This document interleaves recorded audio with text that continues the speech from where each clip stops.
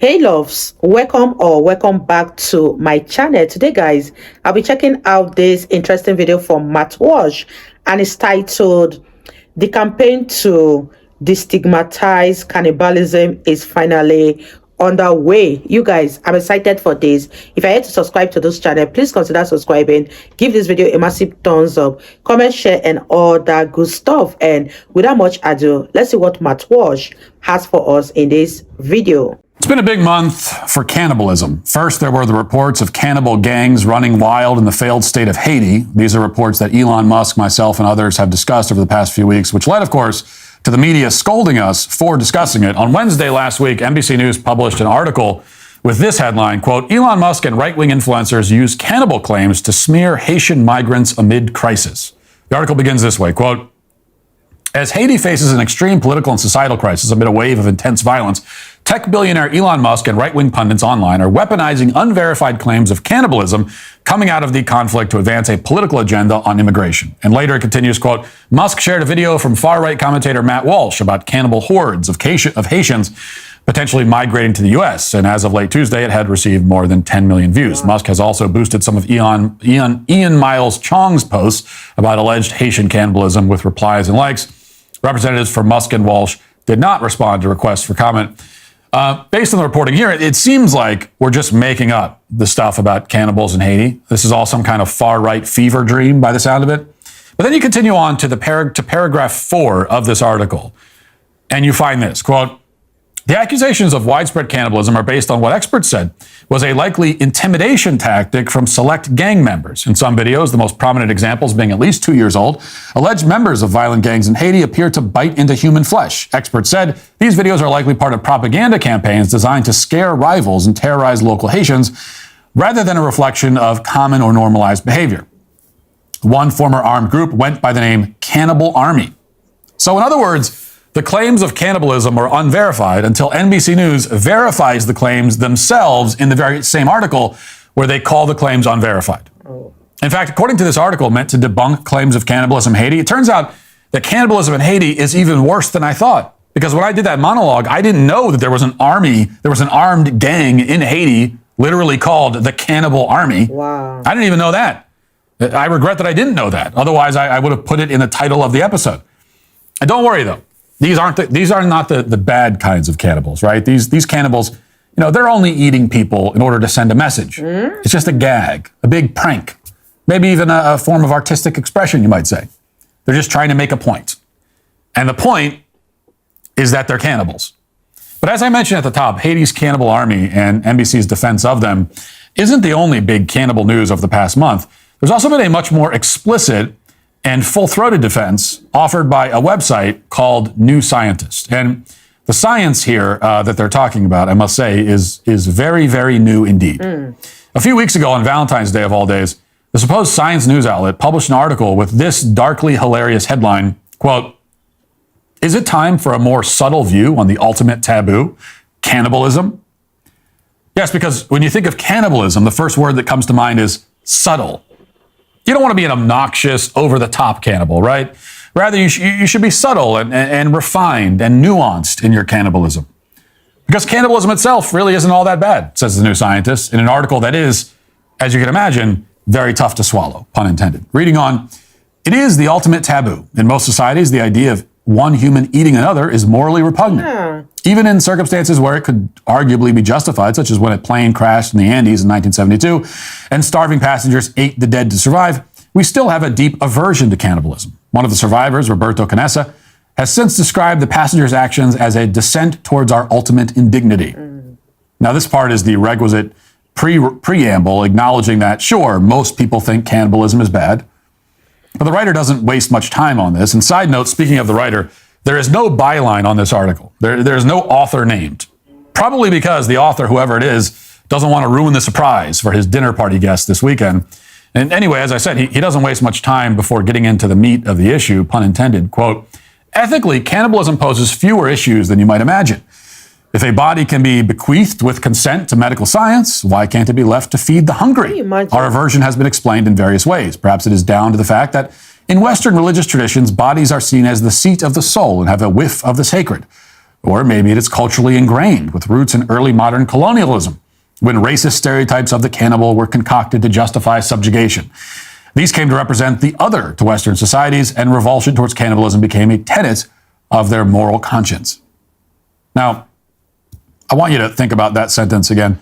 Racist stereotypes of the cannibal were concocted to justify subjugation. To be clear, the writer, who for no reason will just nickname Jeffrey Dahmer since there is no byline, the writer Dahmer isn't claiming that people were called cannibals for racist reasons. He isn't saying that the label was placed unfairly on people because those doing the label were racist. That's not what he's saying. Rather, Dahmer here is arguing that actual cannibals were viewed in a negative light because of racism.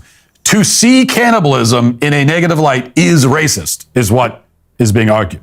Why, you guys? I don't know what is running through the person that wrote this article by justifying that cannibalism is not as bad as people make it seem. I don't even know what to make of this, but this is very, very disgusting because I don't know how one can stoop so low as to consuming another human being. Let me know what you guys think about this in the comment section. Do you guys think that cannibalism is bad or is not as bad as they make it seem? Leave your thoughts in the comment section down below, and let's wrap this video up, you guys. So if early settlers had been more progressive and open-minded, they would have celebrated the cannibalism of primitive tribes. They would have even offered themselves up as dinner just to be equitable. That's how you avoid stereotyping cannibals, I suppose. Yeah. Except the problem is that there's really only one stereotype of cannibals that anyone has in their minds, and it's one that is inherently negative. The stereotype of cannibals is that they engage in cannibalism. That's really the only stereotype. It's the only one you need. It's enough reason to condemn them. There's really no reason to add to the list from there. The article wraps up this way with some more food for thought, pun intended. Quote, a slew of recent archaeological discoveries is now further complicating how we think about human cannibalism. Researchers have unearthed evidence suggesting that our hominin ancestors ate each other surprisingly often.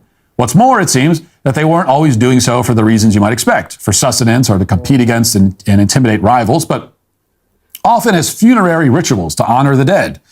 Like it or not, then cannibalism is an important part of our story. This isn't to say that we should change our attitudes towards it, but understanding its deep roots might shift our perspective on the few cultures that still practice cannibalism today, albeit only occasionally, such as the Agori, a Hindu ascetic sect in India that does it in pursuit of transcendence. Above all, these discoveries invite us to reconsider our revulsion to cannibalism in the context of our evolutionary past. By the way, before we respond to this, I should mention that there is a second article on this website making the same argument for cannibalism. It was published on the same day and seems to be a version of the same article. And I don't know exactly what's going on there, but it adds this, quote, today, cannibalism is a taboo subject in many societies. We see it as aberrant, as it is clear in films such as the Texas Chainsaw Massacre. We associate it with zombies, psychopaths, and serial killers like the fictional Hannibal Lecter. Positive stories of cannibals are few and far between. But perhaps it's time for a rethink, because despite our preconceptions, evidence is accumulating that cannibalism was a common human behavior. Our ancestors have been eating each other for 1 million years or more. In fact, it seems that down the ages, around a fifth of societies have practiced cannibalism. While some of this people eating may have been done simply to survive, in many cases, the reasons look more complex. In places like Go's Cave, for example, consuming the bodies of the dead seems to have been a funerary ritual. Far from a monstrous affront to nature, cannibalism may be a way of showing respect and love for the dead, say some archaeologists. There's another Hall of Fame sentence for you. Positive stories of cannibals are few and far between. I mean, there's no denying the truth in that statement, you must admit. I mean, think about the film industry and the bias. Popular depictions of cannibals in movies are almost always negative. Cannibals only ever show up in horror movies or extremely depressing stories about people in survival situations forced into cannibalism. When's the last time you saw cannibalism in a more fun and sort of positive light? Have you ever seen, say, a romantic comedy about an uptight guy from the corporate world falling in love with a fun, free-spirited cannibal? The two eventually learn to see past their differences. The man learns to appreciate the woman's spontaneity. The woman learns to appreciate the man, especially when he's served with a side of sweet potato fries. You never see a movie like that. Yeah. Probably because it would be completely insane. Mm-hmm. Now, I don't think I need to offer a counter argument to explain why cannibalism is bad, actually. If we get to the point where a sizable preponderance of people actually need to hear the anti-cannibalism argument, then it's safe to say that society is finished anyway. All I will say is that this must be okay because some people did it in the Stone Age is not a compelling justification for anything, least of all cannibalism. Primitive societies also practice slavery, they practice torture, they practice rape as a matter of course. The only thing this article has achieved, aside from filling us with a deep sense of revulsion, is helping to dispel the myth of the noble savage. Now, I don't think that cannibalism was quite as common as they're making it seem here, but it is true that primitive cultures were often quite savage and barbaric. In fact, primitive cultures still exist, and they are still savage and barbaric. Often these cultures did not recognize the dignity and sanctity of the human person. I mean, these are cultures that would worship trees and rocks while treating their fellow humans with a level of brutality that shocks the conscience, or shocks it anyway if you have a conscience to be shocked. And this is where the destigmatizing agenda leads. You know, some in our culture have become obsessed with rooting out stigma wherever they find it and attempting to reprogram society to celebrate whatever the stigma abhors. But in most cases, there is a reason why the stigma was there.